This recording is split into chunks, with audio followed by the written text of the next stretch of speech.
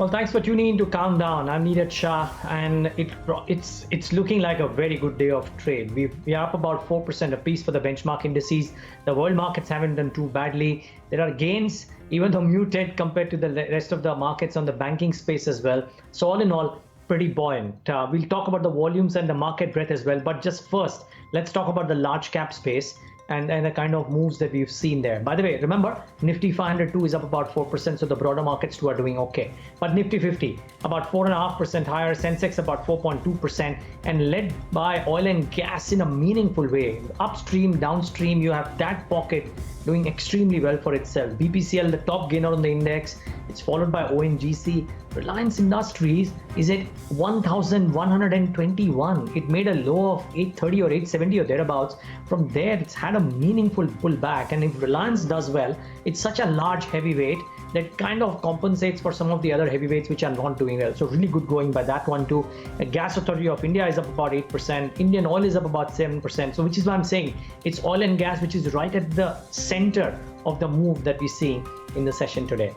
Not to say that financials haven't done well. There are a few financial names too which have gained, just that they are not present in the top 10. But you have an ICICI Bank which is up about 6%, a pretty buoyant move for that one. State Bank of India is up about 4.5%, and HDFC Bank is up about 4.5% too. The one financial name which is not doing well is Bajaj Finance.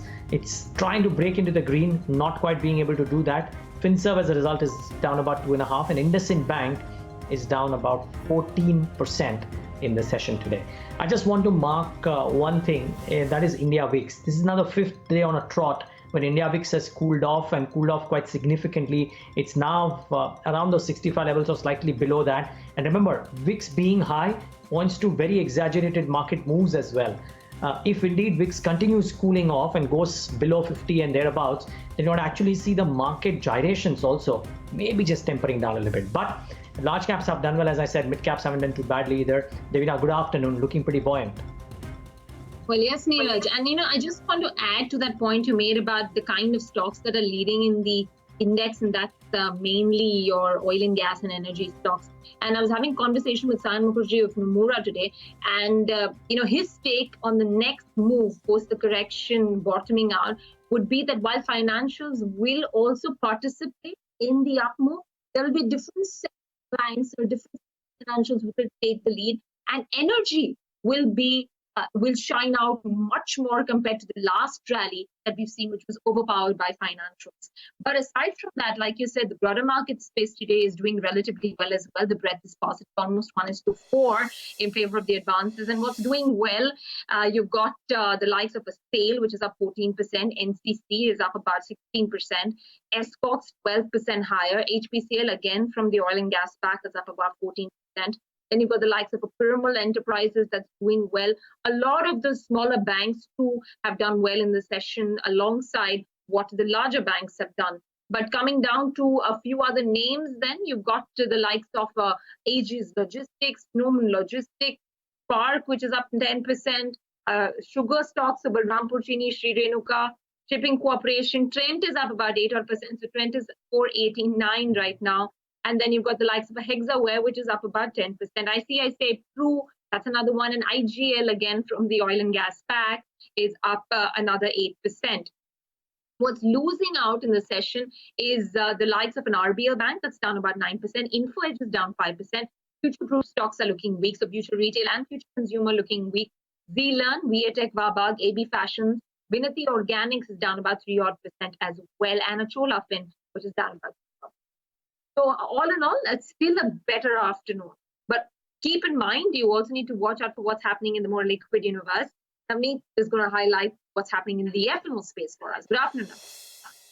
Good afternoon, Devina. Thanks for that. Well, who would have thought after yesterday's 4% fall, I think we've recovered all the losses that we had seen yesterday. So Nifty is almost at the high point of the day, around the level of 8650. Even if you look at the futures, there are signs that there are fresh positions being taken on Nifty futures. Open interest has gone up right now. It's up about 14 to 15%. And Nifty Bank, which has been a laggard so far, that too is participating in today's rally. Your HDFC Twins have bounced back. I think within the financials, as Neeraj just highlighted, I think Bajaj Finance, it's the Bajaj twins which are not able to move higher in today's session as well. But talking about VIX, and just want to take that point forward, which Neeraj also highlighted, global volatility per se, CBOE VIX yesterday was down about 13%, and that has come off from the levels of 82.5 to almost 57. Remember, in the month of March, VIX was only falling in the range of 6 to 7%, and today we've seen a fall of 10%. Last week low was somewhere about 66, so we are now below last week's low as well. That's a positive sign. If there is sustained cool off in India VIX, probably we can see a good recovery in markets. Talking about options data, well, again a good sign, because you are seeing put writing coming back at a time when markets are going up. Remember, options positions were soft because the IVs have been moving higher. 8400 put today has seen significant amount of writing. Almost 9 lakh shares have been added there. You've also got the 8500 put, which has seen good amount of writing of almost 8 lakh shares. While on the call side, you are seeing 8600. Maybe that's the near-term resistance which market will be watching out for, because that's a strike where some bit of addition has come in the form of 3.5 lakh shares being added there. Very quickly then, on the stock futures, your top contributor today on Nifty is Reliance Industries. The stock's up about 7 to 7.5%. Futures also indicating there are some fresh long positions being taken there. Besides that, RBL Bank continues to trade weak, so that counter is down 10%. Open interest has surged about 25 to 26%, indicating at these levels traders are betting on the short side. And what a good rebound we've seen in something like Escorts, which has surged 12% today. Open interest for April series has gone up by about 14%. So as of now, things are looking good, because we've all recovered yesterday's losses, and there is sustained cool off in the volatility index, guys. Okay, let's get in Sachidanand Uttekar with his thoughts on the markets currently. Sachidanand, good having you. Thanks much for joining in. Good strong move today. How do you read this? What's the kind of trade that you would take afresh now on the indices? Good afternoon, Neeraj. In fact, the trade has been on the long side, and it has been since almost a week now. But recently, if you look at data, we were expecting that 8,000 could be support, formidable support, wherein some value buying should be added. After that, we saw a sharp swing towards 7,500, and the recovery from 7,500 was very swift. In fact, we saw fresh signs of impulse getting built in, and after that particular impulse getting built in, we saw 2 days of correction, and again, we are seeing the up move being resumed. So overall, the expectation is that the market should cruise towards say 7,790. 9,970, 10,000 particular, towards these levels in the next couple of weeks. And the swing that we have seen so far at 7,500, that particular swing may hold for a while.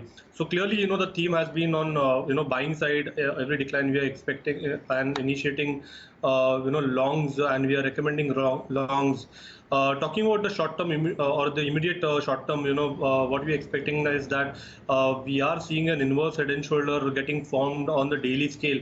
The neckline of the same is placed somewhere close to 86.80, and the moment we have an established close above 86.80, probably we may see an up move of around 1,000 points very quickly. So clearly, most of the indicators are, tilting towards this side, and that's why the optimism is getting built up that whatever the bad phase of the market is behind us, and probably we may see this so-called corrective or the pullback in a very healthy manner, and probably we may see levels close to around 9,970 very soon. Okay, what about stocks then, Sachidanand? What is it that you're recommending? So we have whole lot of stocks. Primarily, we are recommending our clients to stay within the Nifty space. And even from a short-term perspective, I think metal should do well. So Tata Steel is one particular idea which can be initiated on the long side immediately. From a trading perspective, we have already seen a breakout from a falling wedge formation on the daily scale. The stop loss for the trade should be placed at around 260 from a trading perspective, and we are expecting that a move towards 295, 300 could be seen in a day or so. On the short side, we have seen a good amount of, open interest getting built on Cipla at around 440, 450 kind of a zone. And in the last trading sessions, the stock was outperforming. Again, there are signs of profit booking or which are evident, and we are not expecting Cipla to move above 450 immediately. So probably some shorts can be deployed in Cipla. From a trading perspective, the stop loss should be placed at 437, and an immediate move towards 410, 400 levels could be seen in a couple of days. Okay. Jyoti Roy is also joining us right now on the show with his take on market levels and what to watch out for. Thanks very much for taking out the time. Jyoti, let's start off with the indices first. And before we talk about the Nifty, it's the Bank Nifty that I want to talk about because that's where much of the damage has been done. And therefore, would you anticipate a bigger recovery? At this point of time, while it's true that the Bank Nifty has, borne the brunt of this fall. That is clearly because if there is some sort of a, moratorium on loans which have been announced by the government, so people don't know how this thing will exactly pan out, and there is still some amount of lack of clarity on that. And so normally when we have this kind of a slowdown, shutdown of economic activity, there is bound to be a slowdown, and as a result of which there are expectations of, increase in NPAs for banks at some point of time or the other. It will happen sooner rather than later. So because of all these factors, that's why we are seeing Bank Nifty is under pressure. And while we definitely do see there's been a lot of indiscriminate selling in the market, which has happened. So we definitely do expect Bank Nifty to bounce back in line with the market, but Bank Nifty is not going to be an outperformer from here on. At best, for the next few months, they are going to be at best market performers. And it's only when there is some clarity with regards to whether we see another round of spike in NPAs for the banks or not. So if once there is clarity on that front, and if it is seen that there is going to be no significant spike in NPAs, then that is when we should again start seeing Bank Nifty starting to outperform. But on the other hand, if there is let us say an increase in NPAs due to this economic slowdown, then we can again start underperforming. So in line of both these scenarios, our take on Bank Nifty is that at best it's going to be a market performer, and it's definitely not going to be an outperformer for the next 2 to 3 months. Okay. Not going to be an outperformer for the next 2 to 3 months. At this point as well is not an outperformer. But individual stocks, Jyoti, what do you recommend? See, at this point of time, what we are recommending is we are staying stick to quality, and we are clearly, while we've always had a very, heavy bias towards the consumption space, even within the consumption space right now, while we have always been, pretty heavy on more on the consumer discretionary side, but probably for the first time in a long time, maybe we have gone pretty heavy on consumer staples. So just to give you an example, some of the stocks which find its way in our portfolio would be something like an Asian Paints, or a Bata India, and a Colgate Palmolive, and a Hindustan Unilever. These are some of the stocks in the consumer space which we are recommending to our clients. And then, of course, we do have select healthcare and pharma stocks like Dr. Lal PathLabs and Ipca Labs, which are part of our portfolio. So just to give you a flavor, those are some of the stocks which we have been recommending to our clients in the recent past.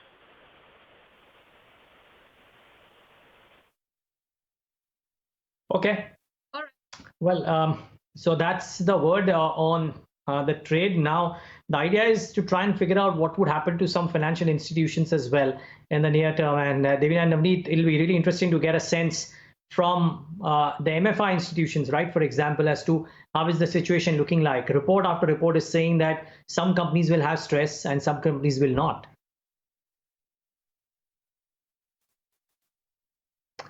Well, I think we have. Yeah, Devina, carry on. Yeah, I think we have Mr. Kumar from Credit Access Grameen. He's joining us right now on the show. Mr. Kumar, thanks very much for taking out the time. It's great to get you, and it's an important time as well because, we've been seeing a lot of pressure points and a lot of redressals. All right, I think we've lost the line with Mr. Kumar. We'll try and patch that line back. But interesting, they have a differentiated business model. But in times like this, will that actually help them out? But across the board, financials, NBFCs, they've witnessed a crunch. And for an MFI like Credit Access Grameen, what happens to the loans that they have already put out? And is there a threat to those loans? Can those loans become bad for them in this current crisis of sorts? I think we're back with Mr. Kumar. Mr. Kumar, thanks very much for joining in. So first, your take on the business environment. Obviously, everything has come to a standstill. Demand has come to a halt. But how are you managing the situation, sir? Thank you. Pleasure to be here. Yes, like any other business, microfinance business also right now stands still due to lockdown. And I think entire industry is working on how to take care of employees and their safety and their health, as well as the customer safety and customer health. That has become the paramount for the entire industry right now. The whole industry given the guidance to in that direction to take care of them. So once the lockdown is over, once situation normal, probably we will start our businesses. But in any case, we have to give the moratorium what regulatory available for the customers. I think that is very important for them because there is a loss of economy for them also. The cash flow problem will be them also. So industry has decided that till 31st May, we will have to give the moratorium to our customers. And we will definitely be in touch with them. We will be connected with them. We do not see major challenges because during the lockdown period, will actually the moratorium period actually will get extended for the customers' tenure so that there will not be extra load on customers for payment also. There will be sufficient time for them to get back to the business. So we do not see any major worry on the business front. Of course, right now it is standstill, but from a prospective perspective, I don't see any worry in this business. No, so am I understanding you right? The 3-month moratorium that has been given, keeping that in mind, obviously you are expecting accruals, you are expecting collections to start post 31st of May, and therefore that's been factored in, and you don't see any meaningful impact on business, and you feel that people will start paying back post 31st of May. I mean, there is a lingering effect, sir. People are not going to be able to just go back into business as soon as the lockdown is lifted. It's going to take some time for the wheel to actually start turning. So in light of that, any impact on business, any impact on asset quality that you envisage? We have to work empathetically with customers. So many will be able to come back to normalcy by May itself, because we are talking about June collections. And normally the repayment value for a customer is very, very small. And their normal business in rural should not impact too much. So there will be some impact in the urban sector where the lockdown is little serious. But overall point of view, we don't see much worry. Specific to Credit Access Grameen, we are predominantly a rural player, and the impact is quite less at this point of time. And we also see that the economic impact on them will not be too harsh because of the local production, local consumption, and local utilization of livelihood activity. We don't see too much of impact on them, but still the sufficient time will be there after the lockdown to start the business, reconstruct their businesses, and start paying from June onwards. So normally it's a weekly payment, small value, 200, 300 rupees, which is sufficient. But in the meantime, the government support in terms of food security, in terms of cash flow through the DBT, these are all additional help created to rural customers, particularly low-income households and the farmers. I think many actions from government, many actions from RBI, both are definitely it's a welcome step for all these customers. And from Credit Access Grameen, we are also in touch with them. We are supporting them. We are creating awareness about COVID. We are also helping them in terms of if anybody has any problem.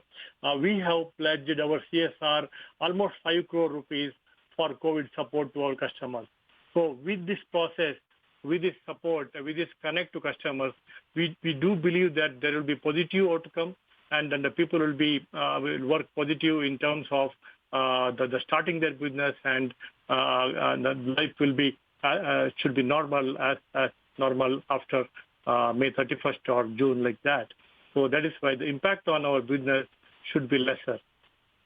All right, Mr. Kumar, just two more questions from my side. One being, in these times, there may be even more funding requirements. So the kind of category of borrowers that you have may need more funds in this period of time. Are you looking to extend more funds to existing borrowers?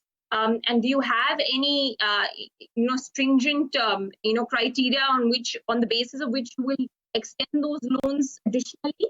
And the second question is with regards to your own borrowing.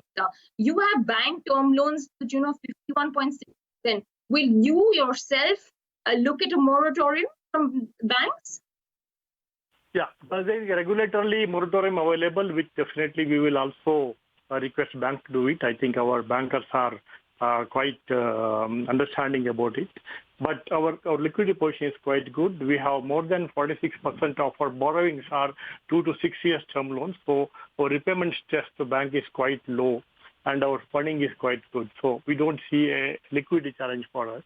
And also for customers to restart the business wherever there's a need, definitely we'll support the customers. We will not be stringent. We will be very flexible always, and we will continue to be flexible with our customers. We will support the customers wherever there's a need for restart business or any other requirement in terms of education or in terms of health. We will continue to support. Mr. Kumar, I'm just going to take my colleague's point forward. In terms of borrowing mix, what I can see, I think in totality, 51 to 52% of your borrowing has come from the term loans from banks. Now, since you will be giving the moratorium to your borrowers, would you also be availing in terms of paying the banks? Do you also get that benefit? Yes, I think that is what exactly RBI told. So we also have requested our bankers to moratorium, which to till 31st May. I think banks are considering that. I'm asking this question, sir, reason being because the moratorium is not compulsory. It is discretionary. So it depends on banks to banks if they want to give that facility to their borrowers. Again, hypothetically, since you are giving that facility to your borrowers, and if you don't get it from your bankers, will there be any opportunity, any chance of asset liability mismatch? No, we have sufficient liquidity, and we have always sanctioned credit lines available with us. We do not see any challenge in managing it, and we are sure there will be sufficient support from bankers to us also. Okay, fair enough. Did you get a chance to speak to your borrowers, Bud? Yeah, we are continuously in touch with our borrowers, and our employees are in touch with them and regularly. First of all, we are all creating awareness with our customers about the COVID, about how to manage, what precautions they take. So this is a continuous process. Every day, our employees talk to 200 to 300 customers to create awareness. We created many voice, non-voice, video communication to our customers to support in this moment.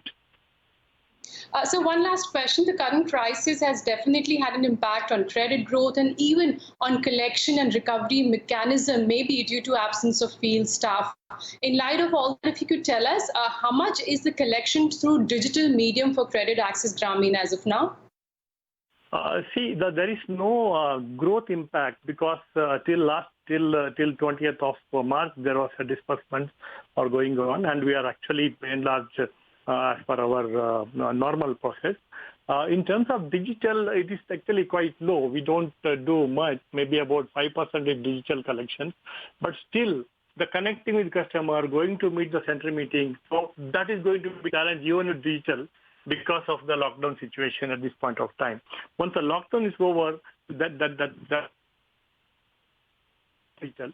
So at this point of time, even for digital payment customers, we have to provide, the industry has to provide the moratorium to them also. All right.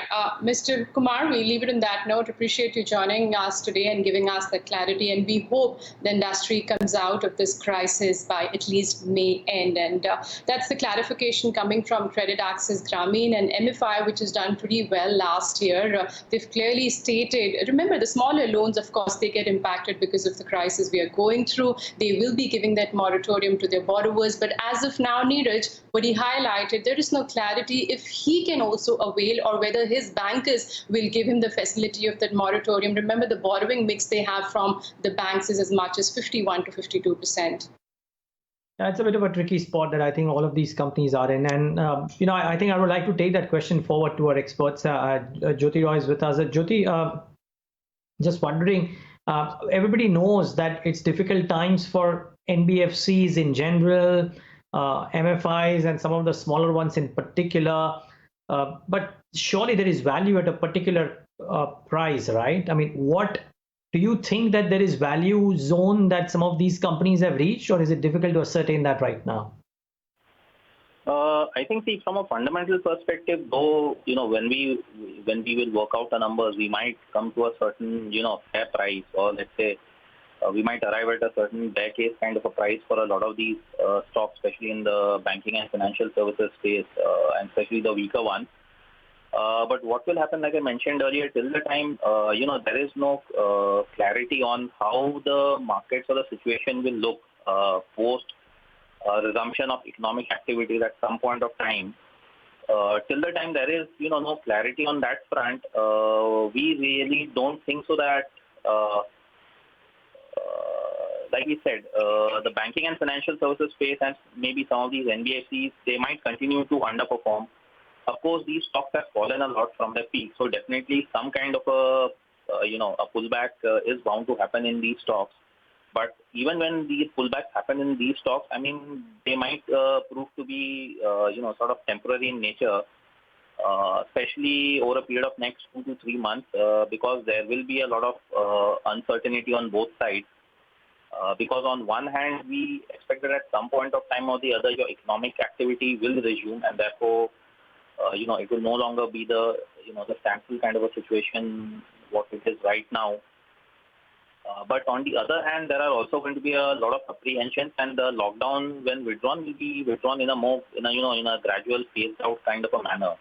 So there are going to be certain sectors which are going to be winners in that kind of a situation, and there are going to be certain sectors which are going to be losers and which will underperform.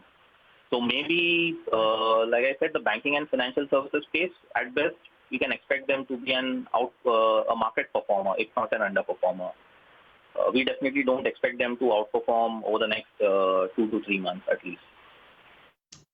Yeah, well, maybe that's a safe call too. But Jyoti Roy, take a moment to thank you for joining us today on BloombergQuint. The first time that you've joined us, good having you. Look forward to having you more often. Yeah, thank you. Okay, now before we get in Rahul Mohinder, Sachitana, just one quick thought on the pocket that is doing remarkably well in today's session in oil and gas. I know we briefly discussed this, but the oil marketing stocks in particular, BP, HP, IOC. While we're talking about the stocks which are not doing well, let's talk about the ones which are doing so well today. Neeraj, can you repeat the question, please? Oil marketing companies, Sachitana. Well, I think most of them are doing good, but I think the trade setup looks more promising in a stock like BPCL.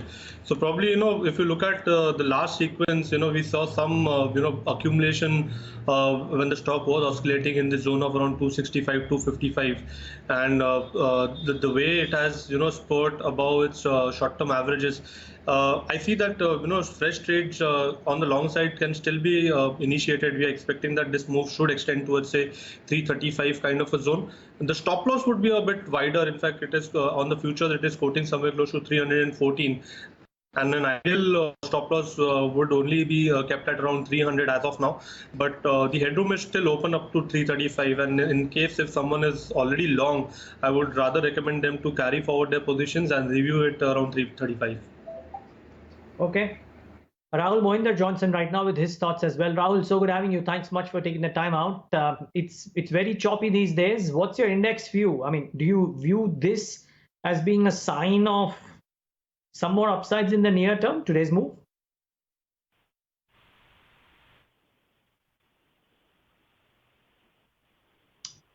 Rahul, can you hear me?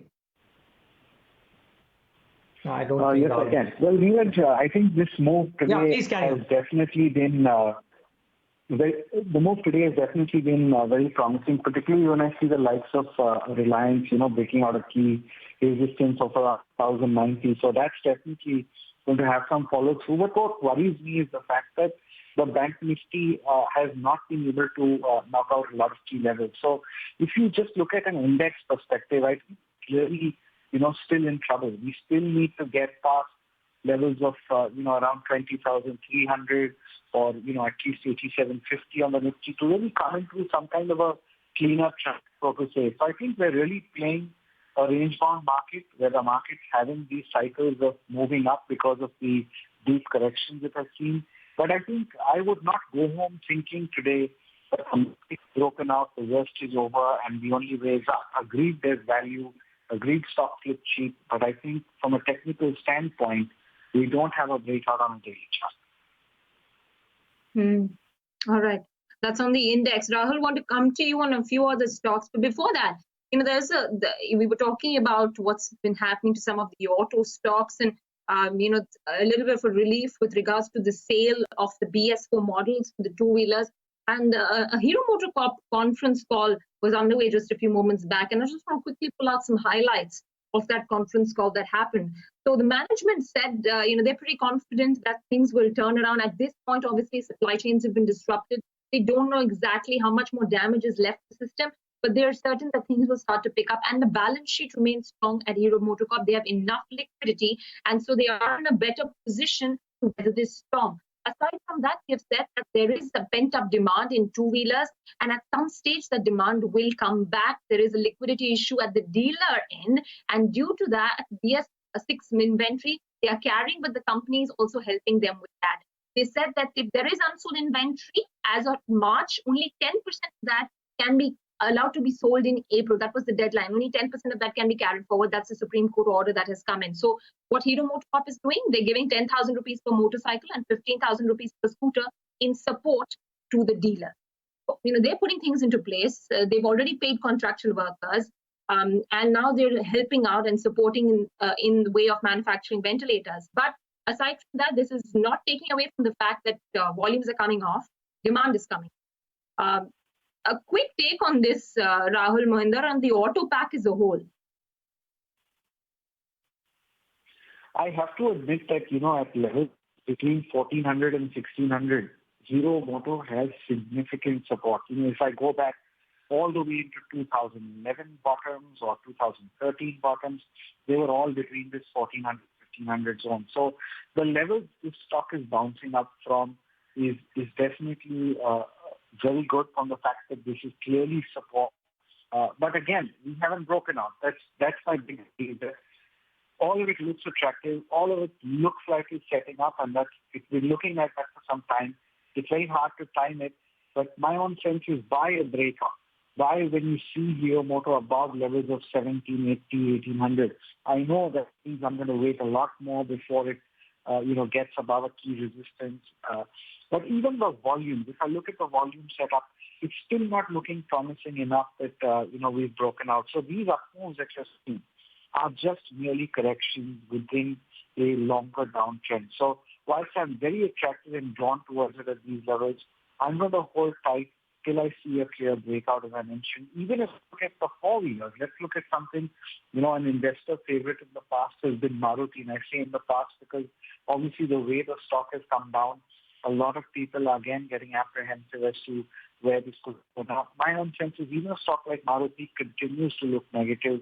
If we don't get above levels like 46.50, there's no reason to kind of just try and pick a bottom and put your finger in the middle. So I think you have a greater chance of, making a mistake, because let's not forget the situation we're dealing with in terms of the COVID-19 situation is very variable. Nobody knows what's the answer to it. And, for all you know, as much as I'd like it to improve, maybe the numbers triple in 3 days. You never know. And, sentiment dampens out. So I think we're too early to jump in. One should keep these stocks on the radar for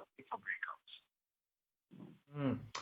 Yeah, well, and that thesis might not be entirely wrong as well, or in fact would probably be the closest to being right too. The only joker in the pack is have some of the stocks hit valuations, not autos necessarily, but maybe auto ancillaries, from where even if you price in one whole year of earnings shaved off, then too there might be some positivity. I mean, battery makers, for example, their case is not as bad as the large cap auto names simply because the replacement demand would continue even if new auto sales are not happening. I think that Kotak note that's come out today speaks about this very, very well. The question is, can Exide and Amara Raja gain while the other auto names are not quite doing that?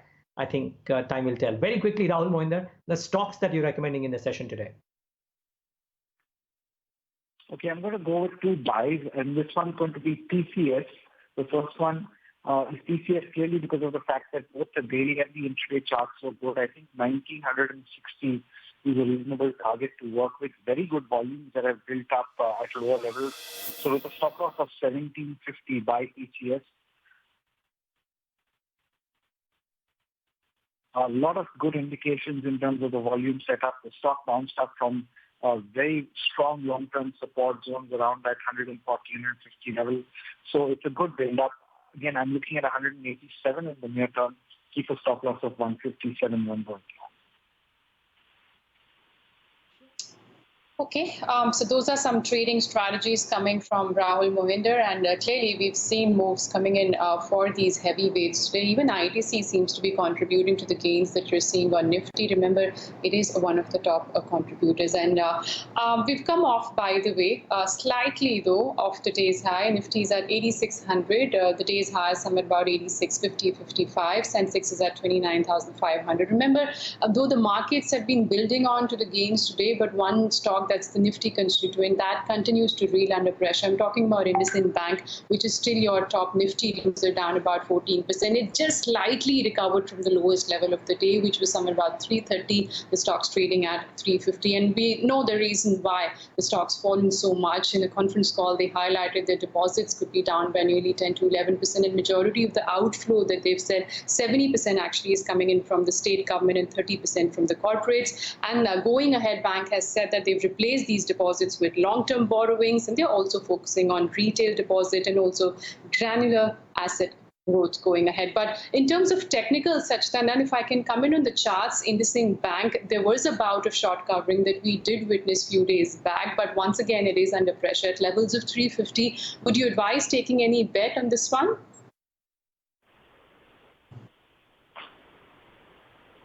On this, because if you look at the overall structure, it is still not that great impact even in terms of a bounce back. What we are observing here is that probably we may see some more consolidation here. On the lower side, the stock may again revisit levels close to around 310, 305. But on the higher side, it needs a considerable amount of effort to register a close.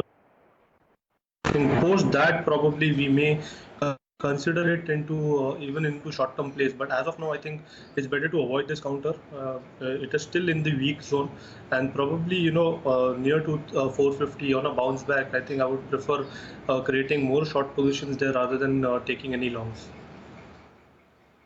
Okay, so it's a better shorting candidate rather than going long at current levels is something what Sachtanand advises. But clearly there is no recovery coming in on this one. Besides that, you've got stocks like Cummins also. I think it was up and about in yesterday's trade, which is down. And I think the day belongs to the PSUs today. We've already discussed oil marketing companies, BPCL, HPCL, but you've also got Steel Authority, which has surged about 12 to 12.5%. I believe even stocks like ONGC and GAIL are up and about. They've also seen gains of about 7 to 8% respectively. On that note, let's bring in our next fundamental guest on board. We're joined by Dharmesh Kant of India Nivesh Securities. Hi Dharmesh, good afternoon.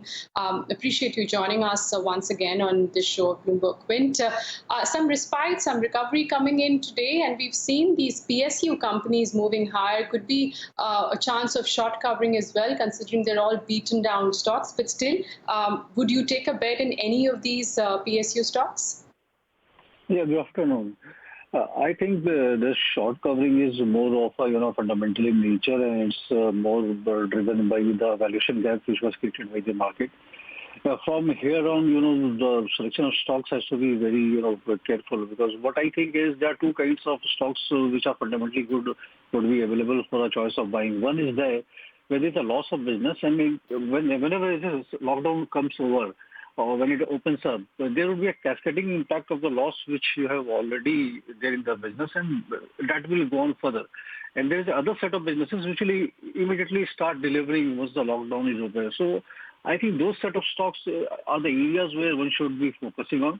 As far as PSUs are concerned, I think BEL, that is Bharat Electronics, looks to be a very good bet at the current price point, and refiners can be looked into. Maybe HV and BP, one should be looking into for buying.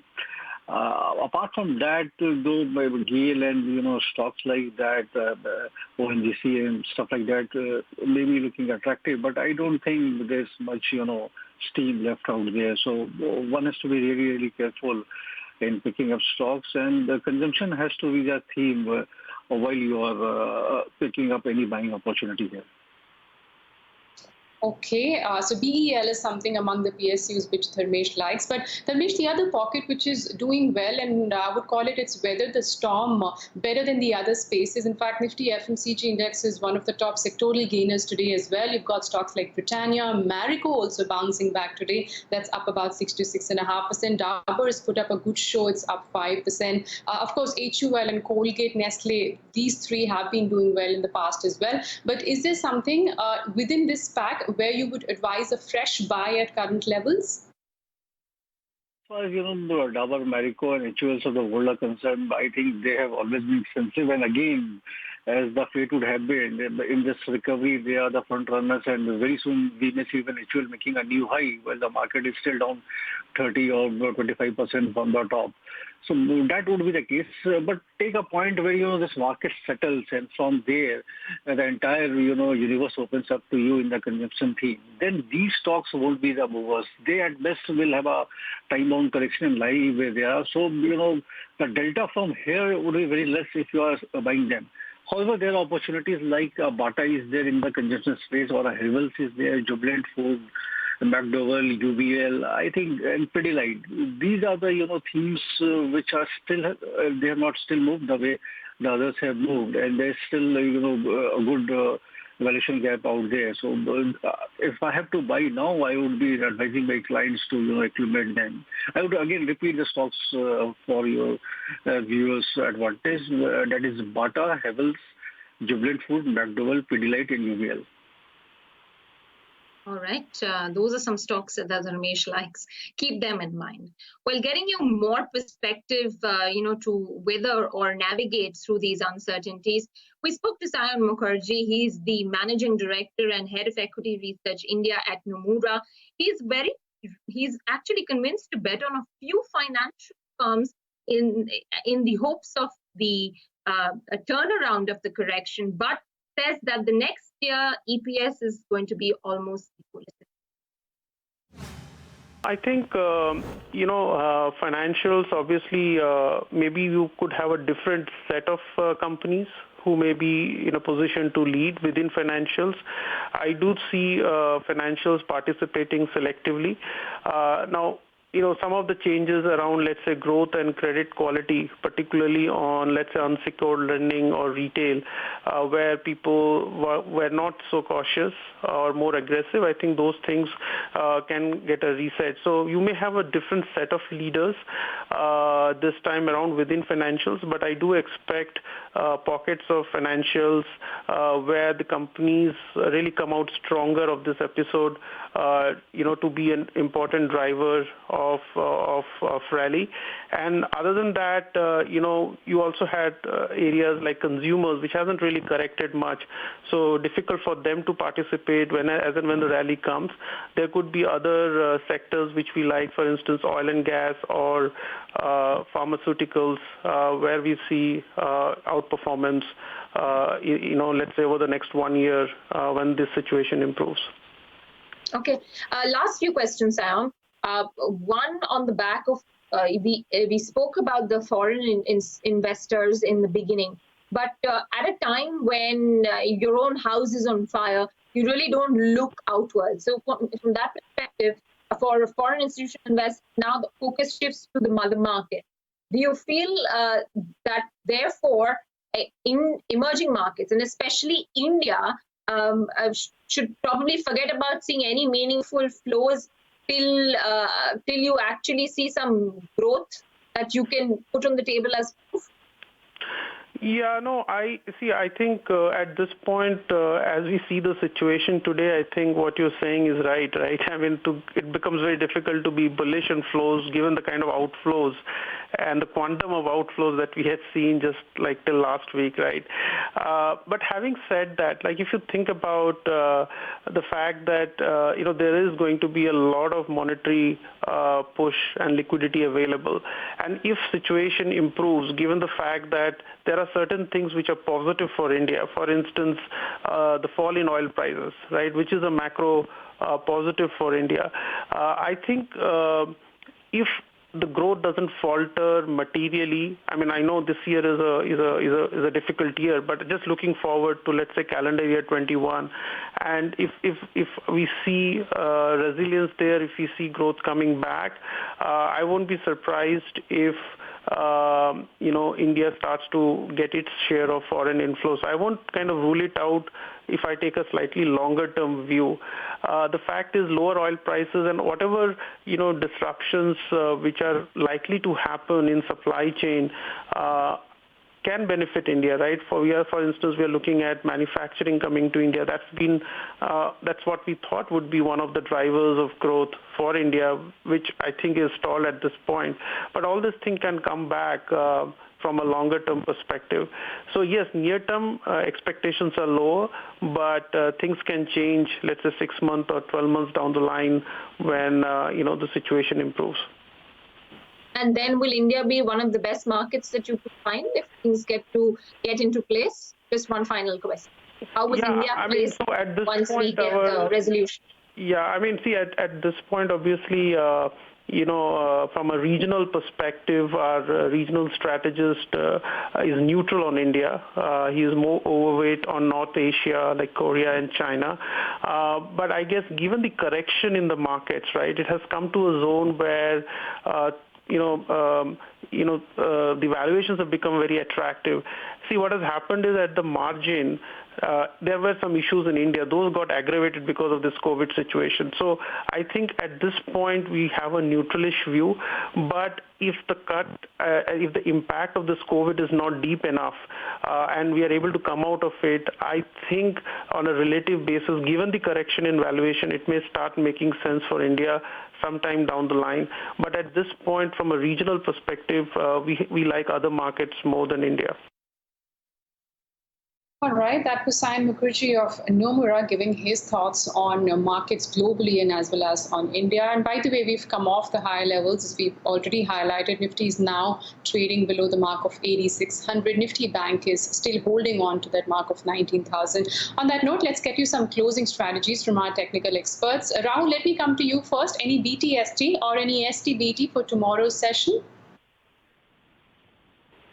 I like Tata Steel and the way the stock has kind of held its support around 255 odd is very promising. So I'd look at buying Tata Steel, keep us from this one at 265.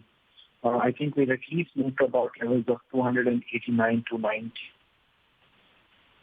Okay, it's good to get a buy call on metal stocks which have been battered in the recent past. Nifty Metals has also rebounded today. By the way, the index is up about 5.5 to 6%. Sachdanand, would you also venture into any of the metal companies? If yes, any BTST on that?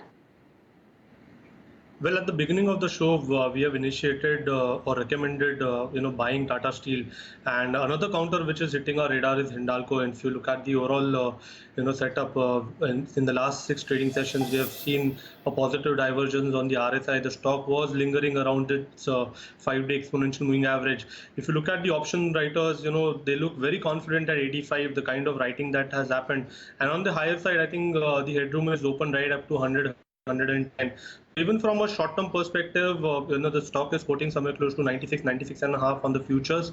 Longs should be added even right now. The stop loss for the trade should be placed at 93 from a short-term perspective, and a move towards say 100, 104 could happen in a day or so. So, it's a very good candidate wherein fresh longs can still be added. We've already seen an up move of almost around 2 to 3 points, but I still believe that there is a phenomenal upside which is still awaiting, and it can be participated with a stop loss close to 93. The first target would be around 104. Okay, so two buy calls coming in, and both on metal stocks, one on Tata Steel and the other on Hindalco. Well, the other pack which is doing well, I guess the life insurance companies we were highlighting yesterday as well, but HDFC Life now has bounced back after falling on Friday when the bulk deal happened where Standard Life sold stake. Even yesterday, the counter was a weekend trade. Dharmesh, if I could come to you, is this a space you would venture out? There was a debate on valuations became really expensive and the stocks were doing well last year. It's an underpenetrated space as well. At these levels, do you think valuations now are comforting? See, valuations are comforting even at higher levels because if you have to look at the life insurance companies, be it HDFC Life or SBI Life, the horizon has to be at least 5 to 7 years. So from that perspective, I think it's hardly any discounting being done for both of these companies. And going forward, my personal sense is that these will be a multi-baggers. You may still get 3 to 5x if you're holding these companies for at least 7 years kind of a time horizon. So as you rightly pointed out, it's a highly underpenetrated space, and with all this happenings of COVID and scare coming back, so awareness of it would be very easy for them to now market their products into rural India and educate them about the importance of life insurance policies. So it's a big opportunity for them to secure the lives of people across the country. So one should be buying them and having them in their portfolios. Okay. So that's go ahead, Neeraj. No, Nani, please carry on. No, I was just going to talk about the other banking stocks which are weak. Besides IndusInd Bank, you also have RBL and Bandhan, which have remained weak throughout the session. So I'll quickly take a technical view on this one from Rahul. Rahul, on the charts, considering the weakness in these two stocks at a time when markets are trending higher. By the way, Nifty Bank is up just 1.5% now, so it's off the day's high. Would you suggest taking any fresh shots on these two banking stocks? I think when we started out, I said my worry is banking, and I still continue to kind of believe in that statement that these are stocks which could still come over. So around 115 is where I'm looking at RBL coming down to. Even for that matter, I'd go out and say IndusInd Bank, despite it being so low today and having the sharp crack, I still think we could be in sight of levels of 305, 310. So I think the pain is still there. And I think sectorally, banking is not the space that I'd like to touch. Okay, some other stocks that you need to watch out for, and the difference in the dichotomy. HDFC AMC is just up about 3%. Reliance Nippon Asset Management is up 10% today. So there is a brief difference. I mean, some of these high quality names, the entire HDFC family, the last few days has kind of been on the back foot, to be honest. HDFC Life is a different case in point today, but it's also corrected over the last couple of days. So keep that at the back of your mind. And then IGL is the really interesting one. It's been taken off the focus list, Asia focus list by Morgan Stanley, but that hasn't deterred the stock. Gas prices get revised tomorrow. This stock is up about 8.5% in the session today. Quick technical as well as fundamental view. Technical view first. Sachidanand Utekar, quick thoughts, IGL. Well, we have been recommending longs in this particular counter for a price expectation of around 390. That particular level has been achieved. It's the 200-day exponential moving average, but I don't see any weakness in this particular counter. In fact, we are expecting that this move should continue forward towards a 445, 460 kind of a zone. And even right now, longs can be added. The stop loss would be a bit wider on a closing basis. 365 would be the ideal level where you have to place your stop losses and still accumulate the counter on the. And we are expecting that this particular move could extend right up to say 445. Another 10% odd move is still awaiting. So 365 would be the stop loss, and long should be still considered. Remarkable. We talk about stocks which are looking strong. HUL is back to levels that it was at. I mean, it's recovered almost all of its losses. So keep that at the back of your mind too. But lest I forget, confuse viewers, Dharmesh Khan, before we thank you, we have just a minute, please, because we're very close to market closing. The fundamental view on Indraprastha Gas or a Gujarat Gas or a Mahanagar Gas. See, all the three names which you talked about, whether it is a lockdown or no lockdown, the revenue clock is ticking, and their revenue and P&L remains intact. There may be a deferment of collection of revenue, so that does not stop them, and the amounts are so small that anybody will pay. I mean, the household wise, if you are looking at. So I think these stocks should be there in your portfolio. And IGL stands out among the three of them. It's the best bet as of now. So if you are having them, keep on holding them. If you have not bought them, still new fresh investors can buy them. We'll take a moment to thank you for joining in today. It's really good having you as always. Thanks for taking the time out. Thank you. Well, Rahul as well as Sachidanand, please stay on. We'll get in closing thoughts post market close. But let's quickly wrap up the markets. We are ending well, must say. Yes, we are off the height of the day for the Nifty Bank, but still up about 3.5% apiece for the Nifty and the Sensex, or almost 3.5% for the Sensex, so not bad going. Let's look at individual names. BPCL leads the way. I must say, oil and gas leading the way, really. It's BPCL, GAIL, ONGC, RIL, 4 of the top 5 gainers on the Nifty 50. Britannia has had some decent moves too today, about 8.5. I must say, Britannia has not been given company by some of the other FMCG names. We only have Britannia as amongst the larger ones present, in the top 15. No, I stand corrected. ITC2 has done reasonably okay for itself, up about 6% odd. Tech Mahindra from the IT pack doing okay. There is Indian Oil too in the oil and gas pocket, which is doing well. What is not done well? IndusInd Bank, terrible day. 15% lower for this one, 350. Eicher Motors corrects another 2.5%, 12,990. Remember, the auto sales numbers starts trickling in from tomorrow, and not too much expected from Eicher. And then from amongst others, the Bajaj Twins, Finance and FinServ correct in today's session too. So these two certainly have a problem of their own. Navneet. Well, Neeraj, definitely a good closing for the broader markets, considering the market breadth is today looking really, really strong. You have the mid-cap as well as the small-cap indices, registering gains about between 3 to 3.5%. And also, volatility cooling off is a great sign. It was a 10% fall, which we've not seen throughout in the month of March. So I'll say that's a big positive. In terms of individual movers, you had Eicher Motors, which is ending the day in the red today. So that's down by about 2.5%. We also highlighted for you how RBL Bank and Bandhan Bank among the banking counters were weak in today's session besides IndusInd Bank.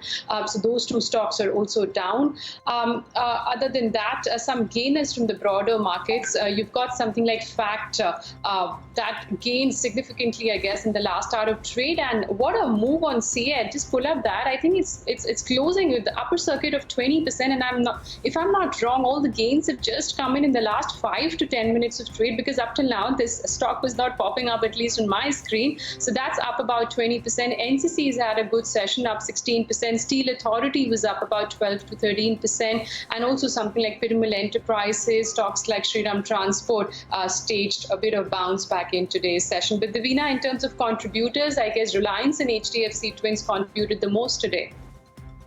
Yep, they did. Reliance, in fact, contributing about 59 points to this entire run-up that we're seeing of 275 points in the Nifty. HDFC and HDFC Bank put together another 60-odd points, and then you have the likes of ITC and HUL too, which stack up with gains of about 22 points each. You've got these names really pulling the strings in today's session. What's lost out and what's dragged the index lower are some of the other financials. So it's actually split in terms of the divide. IndusInd Bank is down 8 points. Kotak Mahindra Bank down about 2.5 points, and Bajaj Finance, along with Maruti Suzuki, marginal, but just about 2 odd points. I guess this afternoon once again, and we've been highlighting that last few days, how the volumes have been tepid in the cash market as well as in the futures and options space. Much of the selling. Traders are sitting at home. There's not much activity happening, and a lot of pricing activity. Very passive, not active in terms of the overall volume. But and today also, I don't think would be much. But just getting quick closing comments from both our technical experts. We've got Sachidanand. What are you going to be watching out for trade companies? Well, as we discussed, a closing above 86.80 would be very crucial, and that is where the inverse head and shoulder formation will be visible, and probably you may see a very strong rally towards 98.50, 99.70 kind of a zone. So from an immediate perspective for tomorrow's session, these are the two levels that we would be watching out. One is whether the indices close above 86.80 or they trade comfortably above 86.80, and during the day, even if we see a move towards 87.50, I think that will confirm the pattern, and pros that we may see a very strong rally unfolding in the market. So we would step in into tomorrow's session also on the positive side. We're expecting that this particular swing that was established at around 75.10, I think that particular swing will hold for this expiry, and probably we may see levels close to 99.70 within a couple of weeks. Rahul, what's your take? I mean, we've heard a whole slew of comments on 8,000 being critical, and if we hold above 8,000, then levels of 9,200, 9,300 on the upside could also be, seen in the near term. Point well taken, but I think the way I'd like to address it is, if you're a short-term trader, if you're someone who's looking at, let's say, the April series, we have to understand and appreciate that we are in a very delicate time, a time where, things could be, very variable. We could have sudden bouts of news which change things around very suddenly. So I think one has to keep that in mind before you do anything. And whatever you trade, you've got to trade it with a clear stop loss. As far as the technicals go on Nifty, we all desire that it goes up. We all desire that it bounces up from the support. But we haven't yet got that clear-cut signal. And I'm kind of on that same boat that if you're a short-term trader, 8,700 to 8,750 is a big barrier. Thereafter, I've got 9,200, which is the most major barrier from a medium to long-term perspective. So these are the levels of the upside. Nobody's talking about the downside. And I think we've also got to be prepared that if 8,300 breaks, we will probably see newer lows. So I think we're in a very delicate phase. We've got to keep the numbers in mind. We have to accept the fact we haven't broken out fully. We have to accept the fact banking is still under pressure. We could keep focusing on the winners. I'm not saying there's not potential, but I think one has to take cognizance of the fact that this is a time where you've got to be a bit more flexible, got to be clear with the risk elements. Okay, got that. Gentlemen, thank you so much, Rahul, Mohinder, as well as Sachitana Huttekar. Really appreciate you guys being with us this afternoon. Stay safe. And on that note, it's also a goodbye from Navneet, Neeraj, myself, and the entire team that's put this show together. Thank you so much for watching, and you too, stay safe, stay indoors.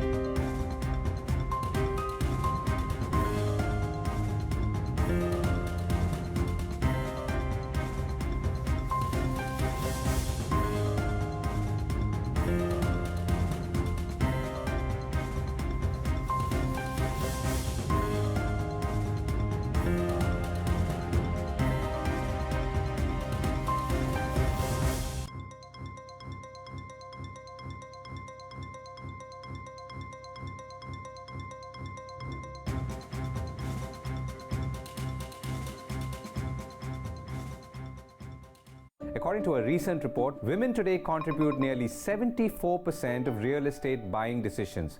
This includes 32% of single women buyers across the top 8 cities. And finally, women are not just buying homes to live in, they're also investing in real estate. I think real estate definitely is the step above jewelry. So it's my personal endeavor that Puravankara and Provident are the first choice or the first place women home buyers come to buy a home. I think it's